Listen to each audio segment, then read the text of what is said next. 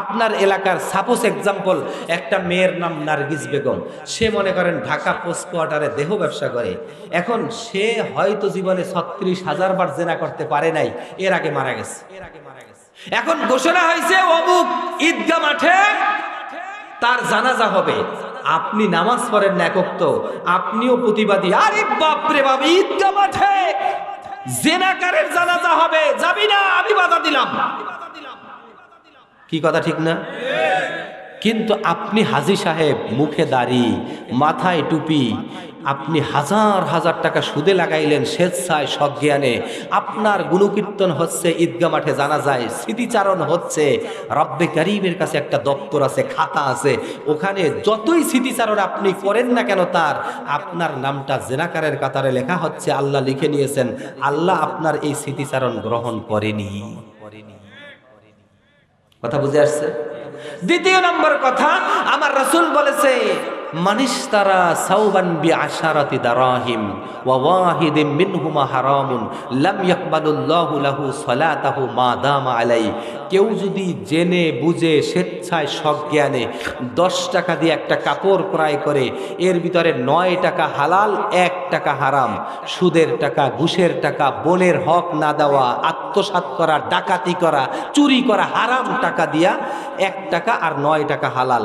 আমার রাসূল বলতেছেন, ওই 9 টাকা 1 টাকা 9 টাকাকে হারাম করে দিয়েছে।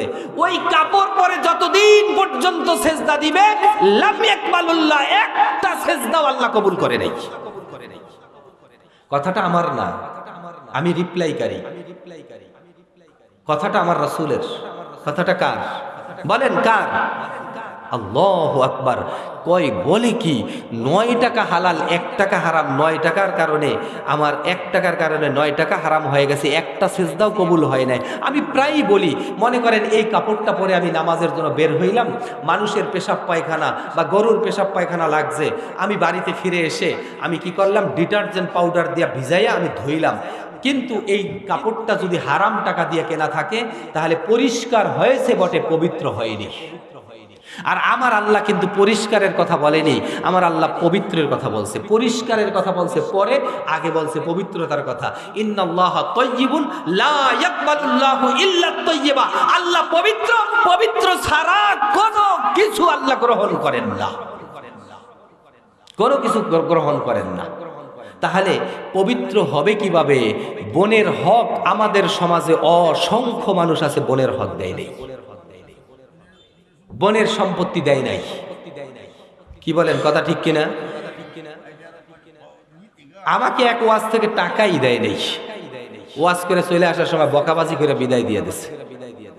কারণ হলো, হকের ব্যাপারে ওয়াজ করছি, ওই যে লোক ওয়াজের আয়োজন করছে আপনাদের এই থানায়, তবে কাপাসিয়া জেলার, কাপাসিয়া উপজেলার এই বারিশাব ইউনিয়নে না, এটা কি কোন ইউনিয়ন? গাগটি ইউনিয়নে না, এ পার্শ্ববর্তী ইউনিয়নে। ঠিক আছে, আমরা এদের পরের এলাকা। এখন এই বেচারায় একা মাহফিলের আয়োজন করছে, ওয়াজ করলাম, ওয়াজটা ছিল হকের। এক পর্যায়ে শক্ত করে বলা হয়েছে যে বোনের হক না দিয়া যদি আপনি হজ করেন, একবার না 70 বার করতে পারবেন। আমার রাসূল বলছেন, ওর আরাফাতের ময়দানে ওর দোয়া কবুল হবে না। এখন এই কথা বলার পরে ওয়াজ করে নামলাম, যেই লোকটা গাড়ি থেকে নামার সাথে সাথে কোলাকুলি কইরা আমাকে নিয়ে গেল, ওই লোকটা আর আমার সাথে দেখা করতেছে না। না করার পরে 5-7 মিনিট দাঁড়াই থেকে চলে আসলাম। চলে আসা বাসার সামনে যখন দাঁড়াইলাম, এরকম সময় একটা ফোন আসলো 016 নম্বর থেকে। ফোন দিয়ে বলতেছে যে, হুজুর আপনি যে ওয়াজ করে গেলেন, ওই যে লোক ওয়াজ করাইছে সে আপনার মা বাপ তুলে গালাগালি করতেছে। তাই আমি বললাম, দোষ করলে আমি করছি, মা বাপ কি দোষ করছে? হ্যাঁ, উনি বলছে যে ওনার অমুক স্কুল মাঠে ওয়াজ শুনে আমি খুশি হয়ে ওনাকে দাওয়াত দিলাম। উনি কে বা কারা আমার বিরুদ্ধে বলে দিছে, আমি যে আমার 6 বোনের জমিন দলিল করে নিছি আমার নামে, এইটাকে বলে দিছে, আর এই ব্যাপারেই খালি ওয়াজ করছে, আর কোনো ওয়াজ পাইছে না হুজুর, খালি এই ওয়াজই কইরা গেছে, আর কোনো ওয়াজ নাই হুজুরের কাছে। যদি আমার এলাকায় ওই হুজুরে কেউ আনে, ওর ঠ্যাং ভাঙবো আমি। এই কথা বলতেছে আর গালাগালি করতেছে। আচ্ছা যাই হোক, বলেন ভাই, আমার রাসূলকে যখন বাধা দিলেন, আমার রাসূল কি বলছিলেন?